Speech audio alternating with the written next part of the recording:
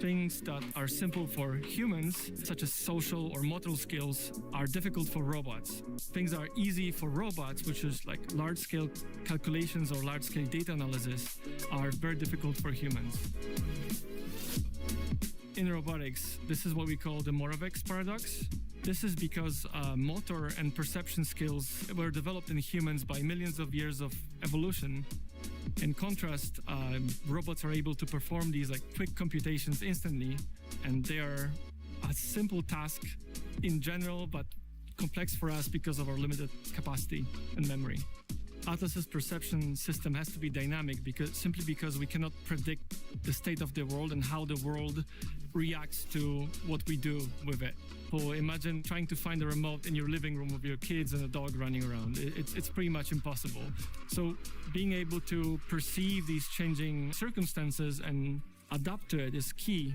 Many of our viewers assume that we can just replay a pre-recorded trajectory to make behaviors in our videos. In reality, though, small imperfections and small errors accumulate very quickly to make what we think the state of the world is diverge from reality.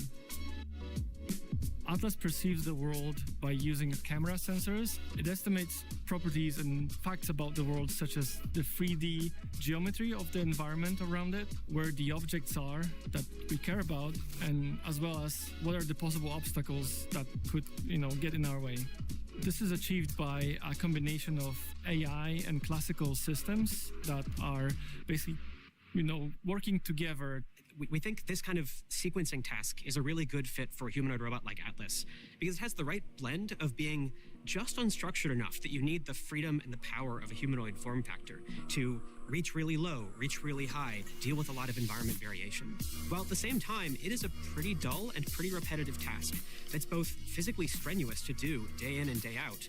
Solving this kind of task requires being able to do manipulation very reliably and for long periods of time without making too dramatic of failures. So for a lot of these tasks that we have, the margins for success are very slim. For example, a lot of the fixtures the cells that we need to stow into have like margins about 5 centimeters.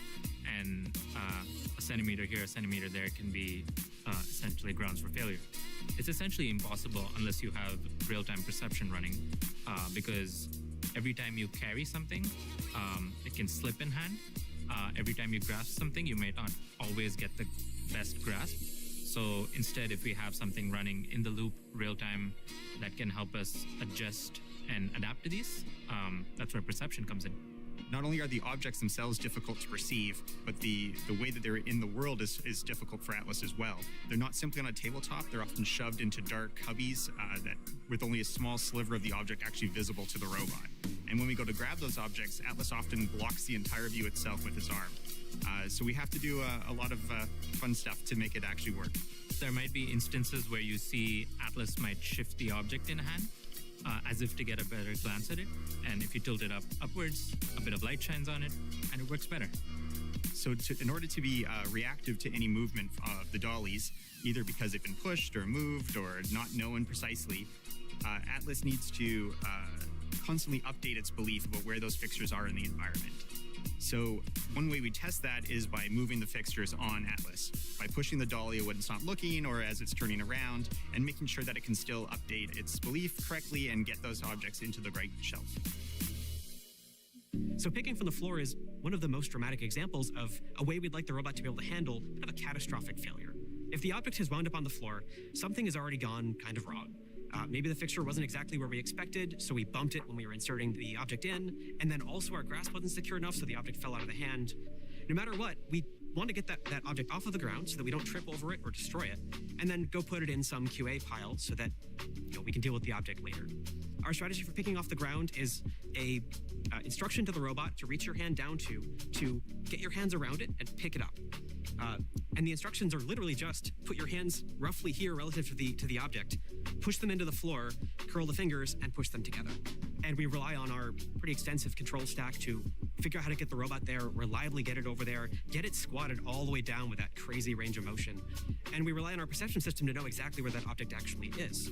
Currently, the biggest challenge for Atlas and other humanoids on the market is adaptability. How many tasks can you perform with a single system. In order to do this, the robot needs to learn more fundamental truths about the world it operates in. And this is just a general trend that we're seeing in research and machine learning overall. So this is a shift from machine learning models trained on individual tasks or data sets towards big foundational models that are trained on large-scale data sets that consist of multiple modalities such as video or pictures or language. Recently, the research is also going a bit further. So we're going past just perception and kind of understanding images and more towards controlling the whole robot based on language and video inputs. This shift is basically a shift from spatial AI to physical intelligence.